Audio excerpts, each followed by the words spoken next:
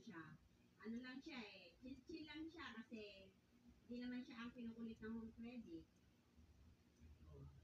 Kahit siya ang umutang, hindi niya pangalan yung ano.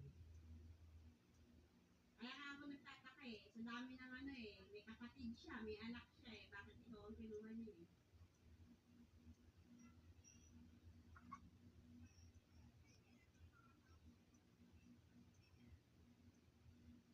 Ang ano mo talaga diyan, yung address niya dun sa anak niya. At saka ang una-una niyan, sana makausap mo yung